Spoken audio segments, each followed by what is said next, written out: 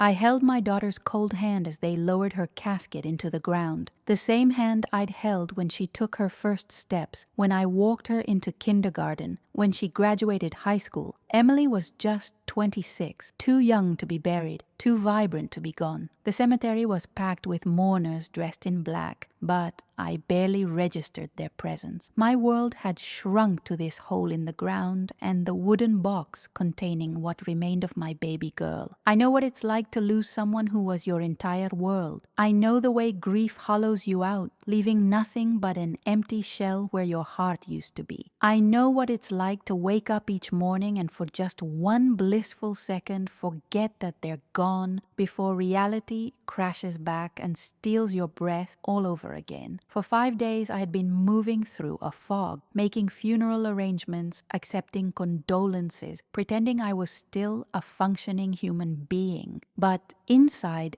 I was screaming. I couldn't understand how the world kept turning when Emily wasn't in it anymore. I kept expecting someone to tell me it was all a terrible mistake, that she would walk through the door any minute with that beautiful laugh of hers. But what happened next would change everything I thought I knew about my daughter's life and death. The truth would be both devastating and strangely healing, showing me that even in our darkest moments, unexpected light can find its way through. If this resonates with you, please hit that like button, subscribe, and share your thoughts in the comments. Every time you engage, you remind those of us who've lived through similar experiences that we're not alone. Your support creates a community where stories like mine can help others find the strength they need right now. I'll wait while you do that. It truly means everything to know you're here with me on this journey. Now, let me take you back to where it all began. Emily had always been the light of my life. From the moment the nurse placed her in my arms, a tiny bundle with a shock of dark hair and bright blue eyes, I knew I would do anything to protect her. Her father left when she was 3, deciding that family life wasn't for him, so it had been just the two of us against the world. We had the kind of relationship other mothers envied. Even through her teenage years, when most parents and children grow apart, Emily and I remained close. She told me everything, or at least I thought she did. We'd have Sunday brunches where she'd fill me in on her life, her job at the marketing firm she loved, her friends, her dreams. She was saving to buy her own place, working long hours, but still making time to check on me several times a week. "Someone has to make sure you're not just eating cereal for dinner, Mom," she'd tease. The last time I saw her alive was on a Tuesday evening. She had stopped by after work, looking tired but happy. She just landed a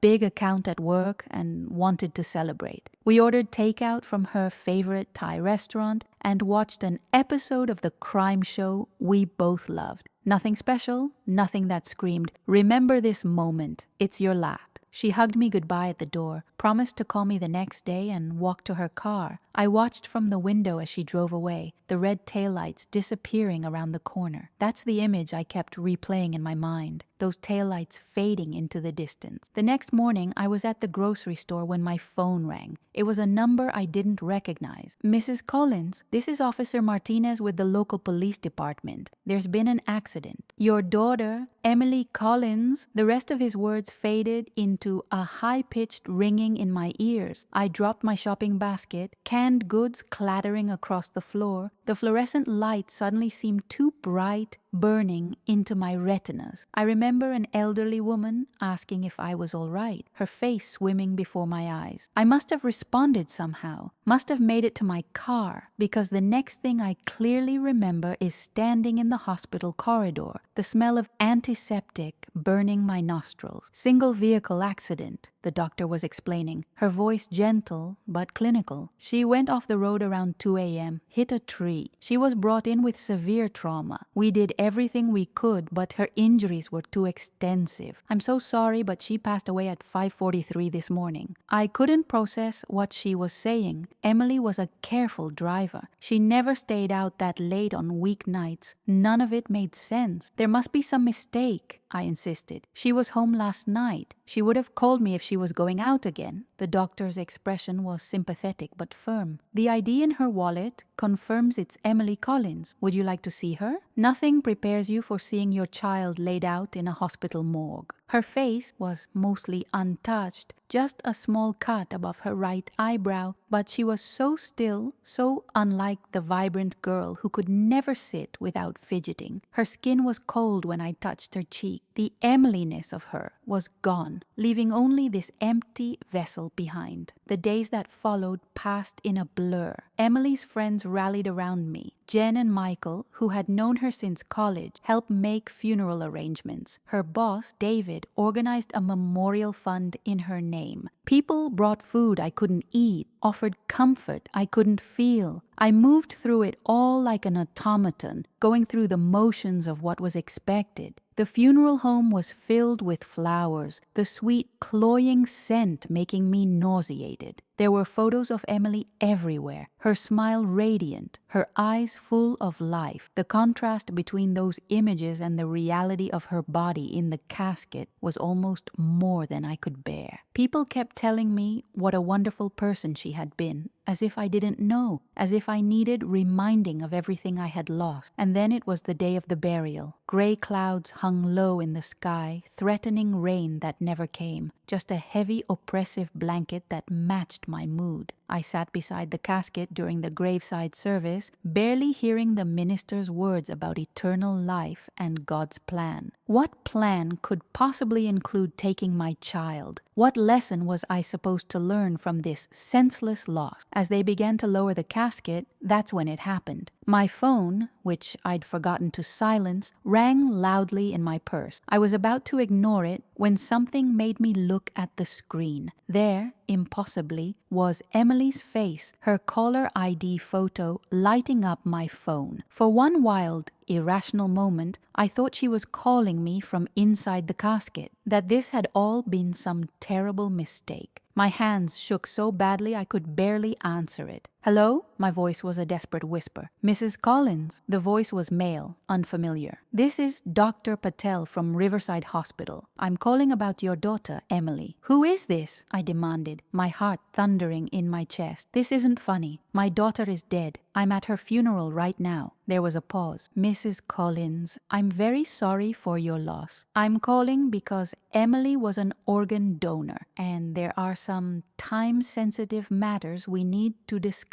The relief that flooded through me quickly gave way to confusion. "Why are you calling from her phone? And how did you get it? Her personal effects were supposed to be returned to me." "I'm not calling from Emily's phone, Mrs. Collins. I'm calling from the hospital." I pulled the phone away from my ear and looked at the screen again. There was no mistake. The caller ID showed Emily's photo, her name, her number. The same number I'd been calling repeatedly since the accident, going straight to voicemail each time. Have you ever felt completely betrayed by someone you thought would protect you? That moment when your world shatters and you realize you've been living a lie. I know that sharing these experiences can feel impossible. The shame, the doubt, the fear that no one will understand or believe you. I felt that way too, frozen in my silence for so long. If you're comfortable, type "I survived too" in the comments. You don't have to share details. Just those 3 words can show others watching that they aren't alone in their struggle. Your comment might be exactly what someone else needs to see today to find their courage. Every comment creates a lifeline for someone still trapped in their own nightmare, still wondering if escape is possible. Your voice matters more than you know. As I stood there in that cemetery, phone clutched to my ear, watching them lower my daughter's casket into the ground, I realized something that changed everything. This wasn't just about a phone call. This was about uncovering a truth Emily had kept hidden from me. "I need to call you back," I told Dr. Patel, hanging up before he could respond. People were staring at me, their expressions ranging from sympathy to disapproval at my taking a phone call during this solemn moment. I didn't care. I scrolled through my recent calls, heart pounding. The call had indeed come from Emily's number. I slipped away from the graveside as they began shoveling dirt onto the casket. I couldn't watch that part anyway. Hiding behind a large oak tree, I called Emily's number back. It rang once, twice, 3 times. Just as I was about to hang up, someone answered. "Hello." A a woman's voice, not Emily's, young, nervous. "Who is this?" I demanded. "Why do you have my daughter's phone?" A pause. "Is this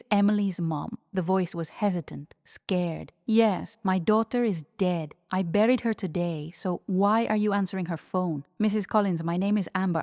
I was Emily's roommate." The words hit me like a physical blow. Roommate. Emily lived alone in a studio apartment downtown. She'd never mentioned a roommate. Emily didn't have a roommate. She did, Amber insisted. "For the past 8 months. We shared a house in Lakewood. I'm so sorry about Emily. I wanted to come to the funeral, but I didn't know if you knew about me, about us." My mind was spinning. Lakewood was a neighborhood on the other side of town from where I thought Emily lived. "What do you mean, about us?" Another pause, longer this time. "Emily and I weren't just roommates, Mrs. Collins. We were together. She was my partner." I sank onto a nearby bench, my legs no longer able to support me. The revelation struck me with the force of a physical blow. Emily was gay and in a relationship serious enough to move in with someone. How could I not have known? "She was going to tell you," Amber continued, her voice breaking. "She had been planning to for months. She was so scared of disappointing you. That night, the night of the accident, she had finally worked up the courage. She was driving home from your place to pick me up, and then we were going to come talk to you together." Memories flashed through my mind. Emily's vague responses whenever I asked about her dating life. The way she always changed the subject when I mentioned setting her up with a coworker's son. Her reluctance to invite me to her apartment in recent months. It all made a horrible kind of sense now. "I don't understand,"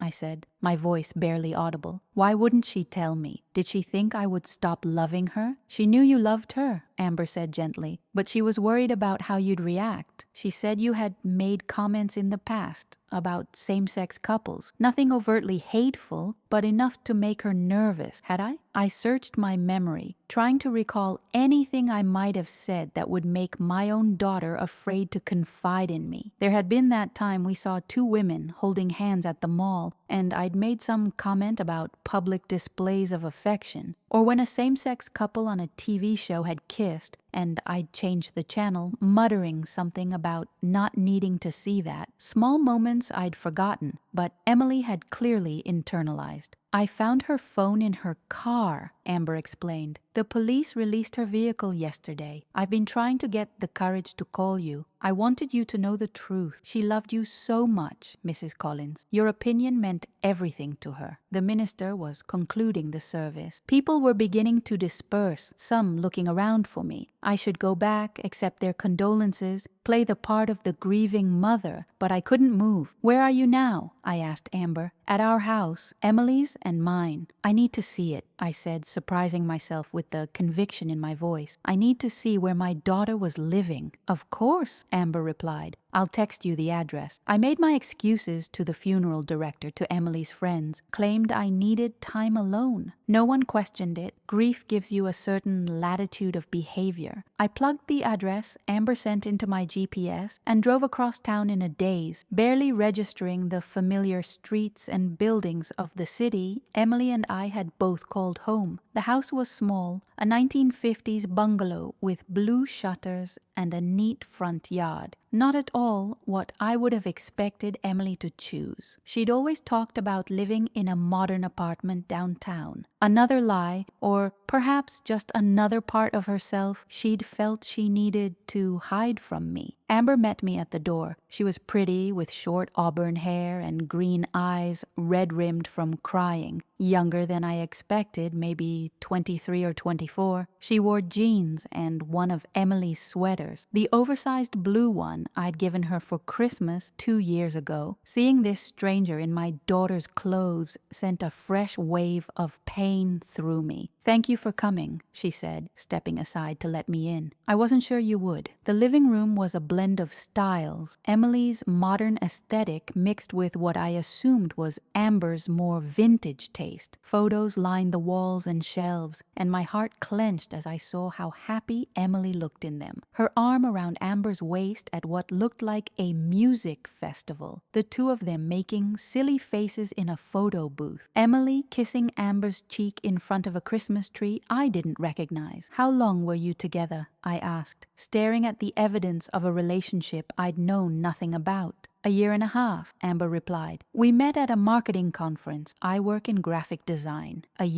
years. 18 months of my daughter's life I had missed. 18 months of her finding love, building a home, planning a future I knew nothing about. The weight of that knowledge was almost too much to bear. She has a whole life I knew nothing about, I whispered, more to myself than to Amber. She wanted to share it with you, Amber said. She just didn't know how. And now? Her voice broke, and she covered her mouth with her hand, tears spilling over. It was strange, comforting this woman I'd just met, this person who had been so important to Emily. But as we sat on the couch, looking through photos and sharing stories, I began to see a side of my daughter I'd never known. The Emily who danced in the kitchen while making dinner, who had strong political opinions she'd never expressed to me, who had dreamed of adopting children someday. She was going to tell you everything, Amber said, showing me a journal Emily had kept. She wrote this the night before the accident. It was like a script, what she wanted to say to you.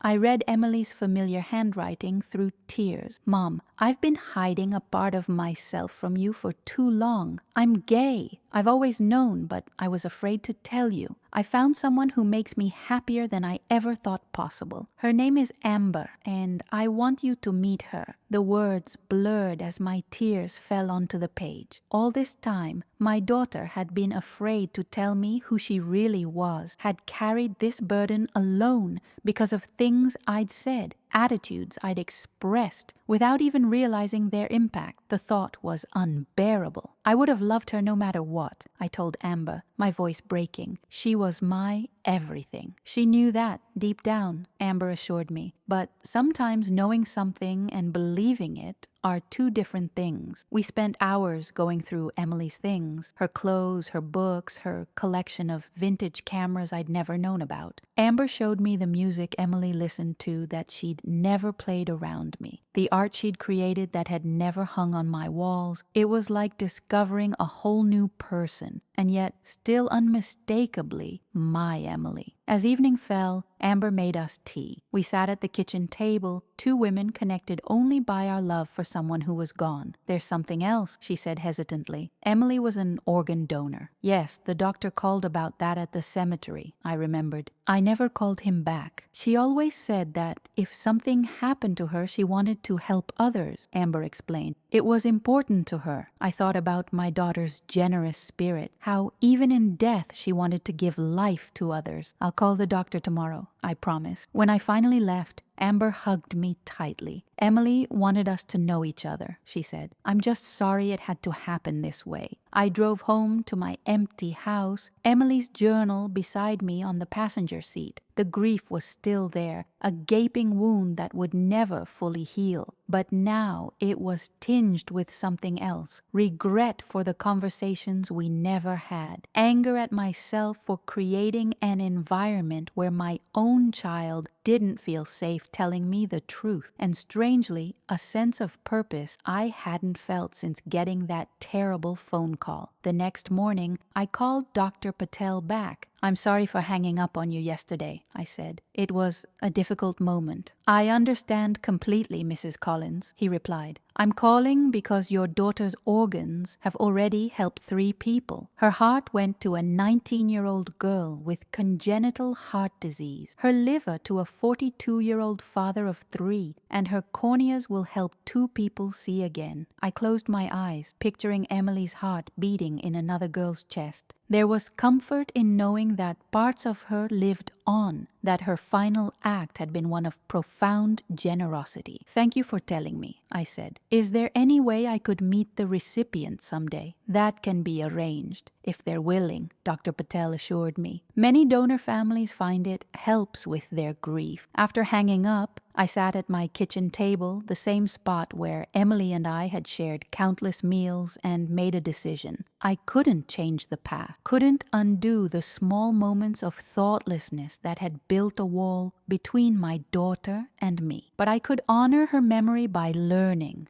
by growing, by being the mother she had needed me to be. I called Amber and invited her to dinner. Bring pictures, I said. Bring stories. I want to know everything about the Emily you knew. Over the next few months, a strange new normal emerged. Amber became a regular presence in my life. We grieved together, laughed together, kept Emily's memory alive between us. Through her, I met Emily's friends from the LGBTQ+ community, people my daughter had kept carefully separate from her mom life. They embraced me with a warmth I hadn't expected, sharing their own stories of coming out, of fear and acceptance. 6 months after Emily's death, I received a letter from Claire, the young woman who had received Emily's heart. I know your daughter only through the gift she gave me, she wrote, but I want you to know that I honor her every day. Each heartbeat reminds me of how precious life is and how one person's choice can save another. We arranged to meet at a cafe halfway between our cities. Claire was thin, still recovering from years of illness, but her eyes were bright with the future that stretched before her. When she hugged me, I placed my hand gently on her sternum, feeling the steady thump-thump that had once been Emily's heart. It's strange, Claire said, covering my hand with hers. Sometimes I dream about people I've never met, places I've never been. My doctor says it's just my brain processing trauma, but I like to think maybe they're Emily's memories, her dreams living on in me. I didn't know if that was possible, but the thought was comforting nonetheless. That evening, I called Amber and told her about meeting Claire. It's like Emily orchestrated all of this, I said, bringing us together, connecting me to Claire, forcing me to confront my own prejudices. She always was a planner, Amber said with a small laugh, always 3 steps ahead of everyone else. A year after the funeral, Amber and I stood together at Emily's grave, placing fresh flowers against the headstone. The pain hadn't lessened, not really, but it had changed shape, become something I could carry without being crushed beneath its weight. I keep thinking about that phone call, I told Amber, at the cemetery. If you hadn't found her phone, if Dr. Patel hadn't called at that exact moment, I might never have known the truth. Emily would say it was meant to be, Amber replied. She always believed things happened for a reason, even the painful things. I wasn't sure I could go that far. Could never see a reason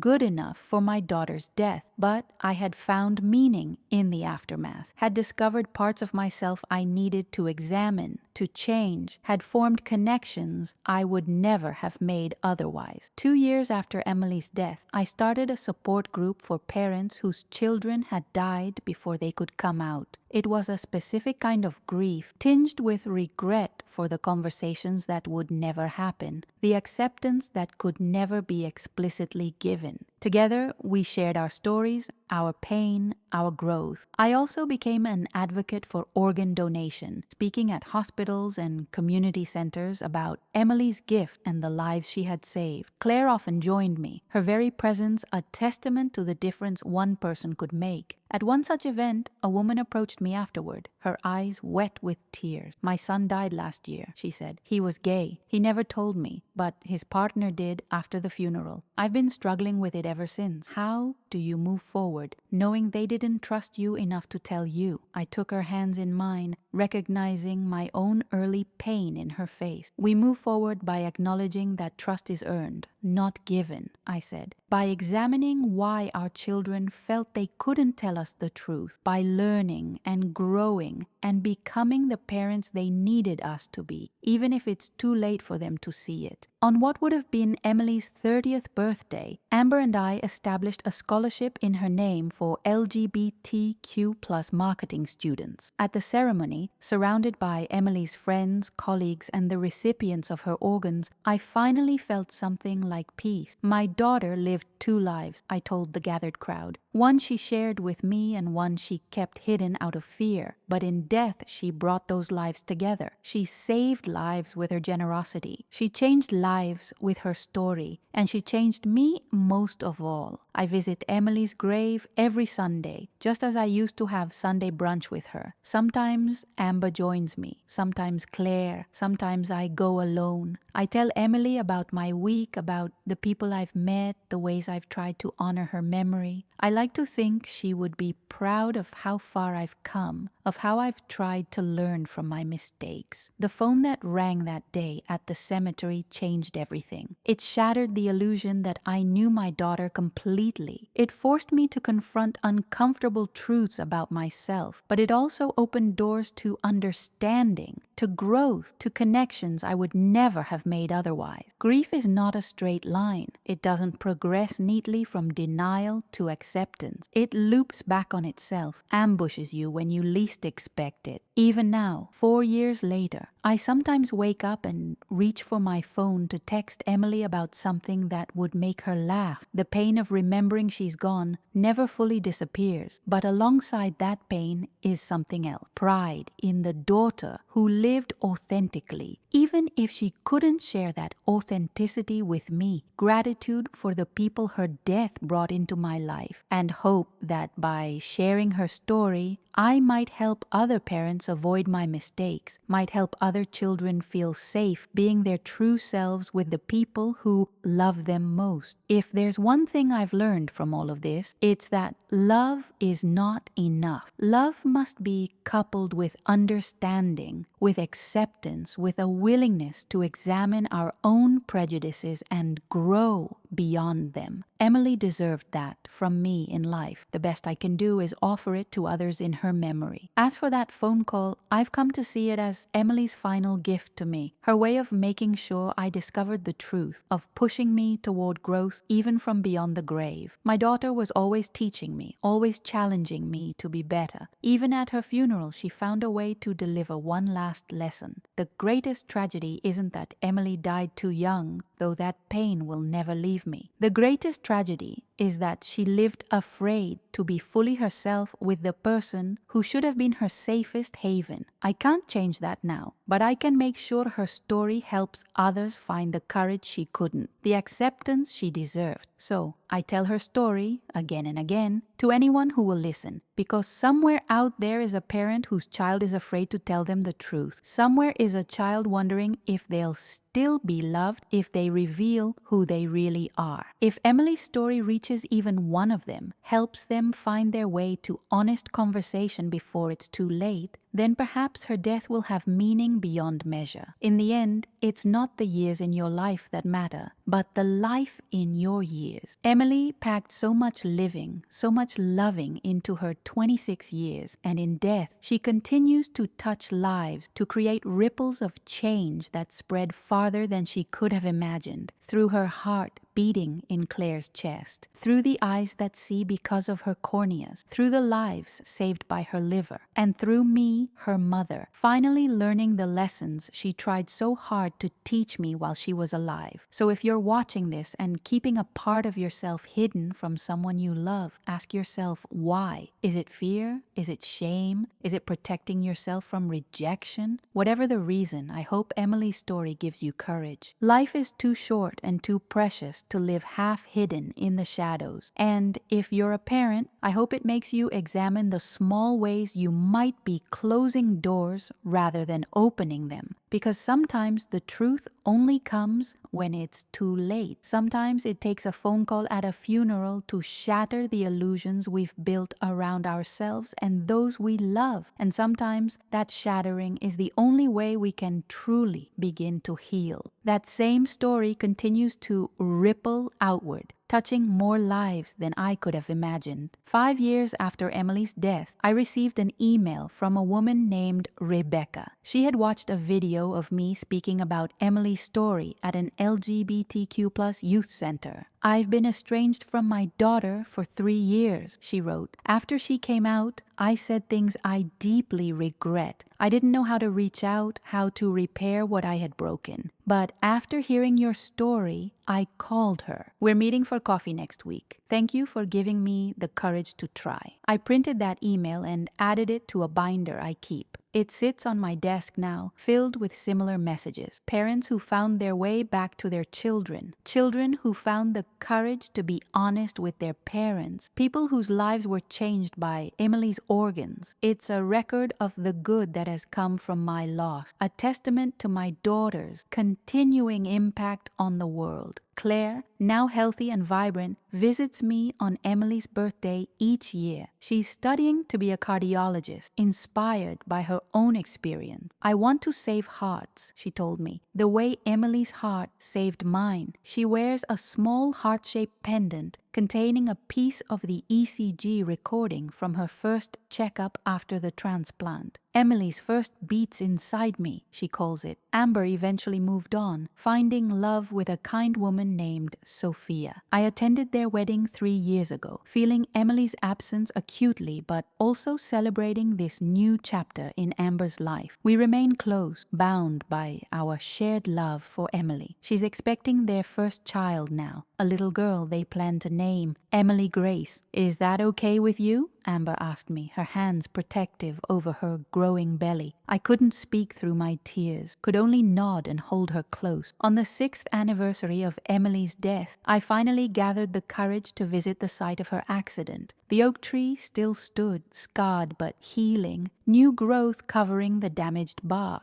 Someone had placed a small wooden cross at its base, weathered by years of sun and rain. I wondered who remembered her here, who stopped to pay respects at this random curve in the road where my daughter's life ended. As I stood there, a car pulled over. A middle-aged man got out, hesitant. "Mrs. Collins?" he asked. I nodded, surprised. "I'm James Peterson. I live nearby. I was the first person on the scene that night. I've always wanted to talk to you, but I didn't know how to find you." My heart pounded as I looked at this stranger who had been with Emily in her final moments. "You were with her? Was she—" I couldn't finish the question. James nodded, understanding what I couldn't ask. "She wasn't alone. I held her hand until the ambulance came. She was in and out of consciousness, but she kept saying one name, Amber, and she said, 'Tell my mom I was coming to tell her. Tell her I'm sorry.'" The words hit me like a physical blow. Even in her final moments, Emily had been thinking about the truth she never got to share with me, about the conversation we would never have. I sank to my knees beside the tree, overwhelmed. James knelt beside me. I didn't know what it meant then, but I promised her I'd tell you if I ever met you. She squeezed my hand when I said that. I think she understood. He placed a gentle hand on my shoulder. "She wasn't in pain, Mrs. Collins. I want you to know that. She was calm, almost peaceful at the end." I thanked him through my tears, this stranger who had given me a gift I hadn't known I needed. The knowledge that Emily's final thoughts had been of love, of truth, of regret for things unsaid, that she hadn't died alone and afraid. Before he left,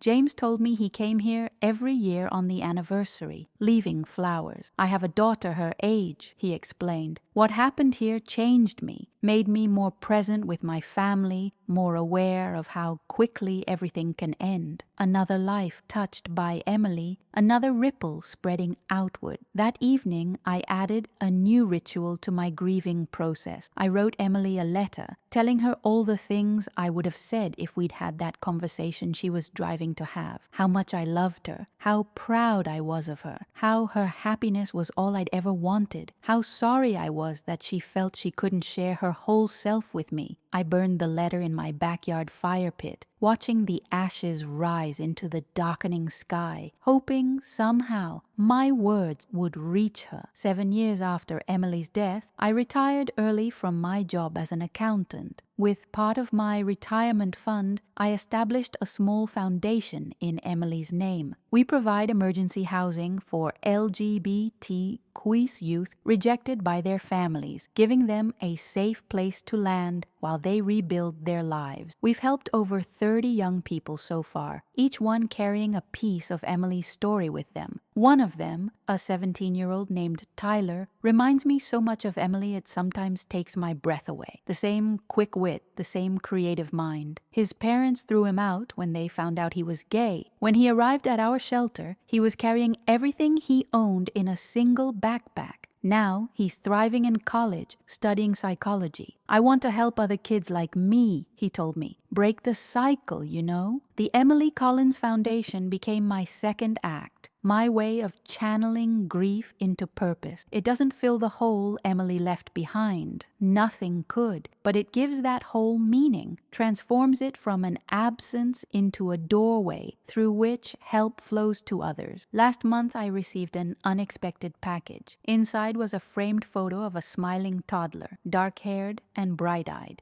A note accompanied it. This is Jeremy. He's alive because of your daughter's liver. He just turned 3. I thought you might like to see the life she made possible. It was signed by Jeremy's father, Mark. I placed the photo on my mantle beside Emily's picture. Grandfather and granddaughter, 2 lives that never overlapped in time but were connected nonetheless. I study Jeremy's face sometimes, wondering if there's any trace of Emily in him, if organs carry memories, character, essence. The scientist in me doubts it, but the grieving mother hopes. Claire is getting married next spring. She asked if I would walk her down the aisle alongside her father. Your family to me, she said. Emily's heart has beaten inside me longer than it did inside her. I've carried a piece of your daughter with me through every milestone. I want you there for this one too. I've watched Claire grow from a fragile girl into a strong, confident woman. Have seen her accomplish things Emily never had the chance to. Sometimes I imagine it's Emily experiencing these things through Claire, getting to live at least partially the life that was stolen from her. It's not rational, but grief rarely is. Amber gave birth to little Emily 3 months ago. I was there in the delivery room holding her hand, watching in wonder as this new life entered the world. When they placed the baby in my arms, I searched her tiny face for traces of my Emily, knowing it was impossible but looking nonetheless. There was something in the shape of her eyes, the curve of her mouth, that reminded me of my daughter as an infant. She'll know all about her namesake, Amber promised me, watching us together. All the stories, all the good memories. She'll know how special she is, carrying that name forward. I've been thinking a lot lately about how death isn't the end of our story, just the end of our physical presence. Emily continues to exist in the lives she touched, the organs she donated, the foundation bearing her name,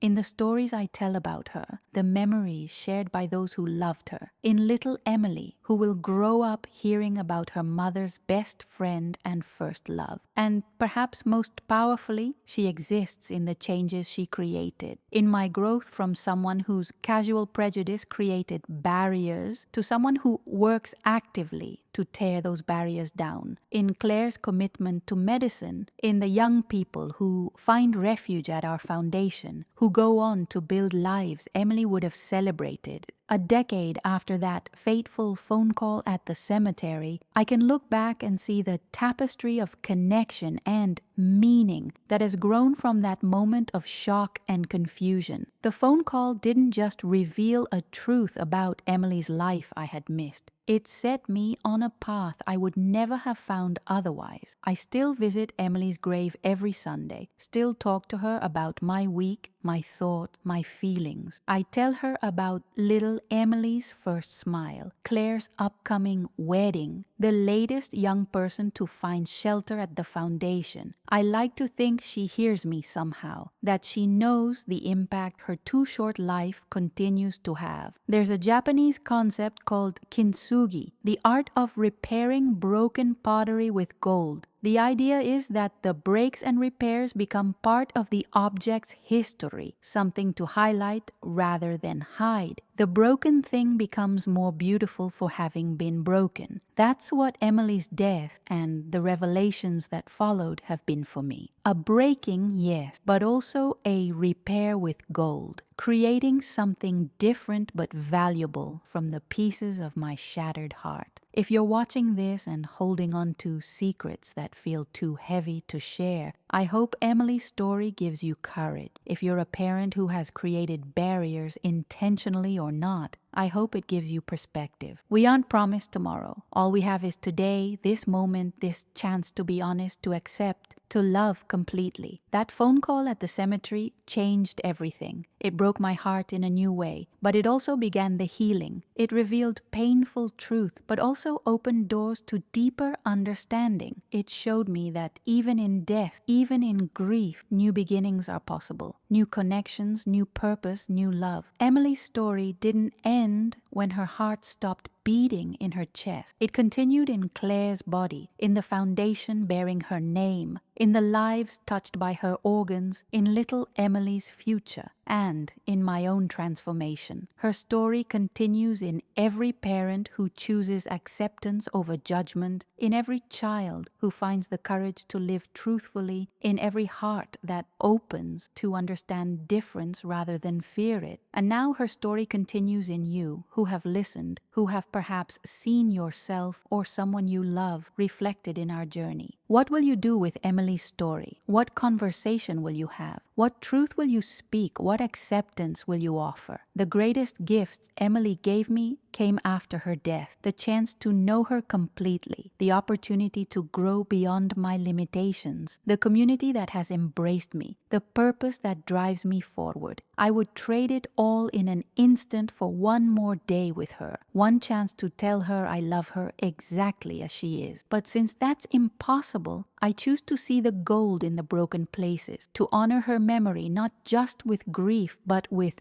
growth, not just with remembrance, but with action. 10 years ago, a phone rang at a funeral, and nothing has been the same since. 10 years of loss and discovery, of grief and purpose, of endings and new beginnings. Emily's life was too short, but her impact continues to grow in Claire's heartbeat, in little Emily's future, in the lives sheltered and changed by her foundation, and in me, her mother, finally becoming the person she needed me to be while she was alive.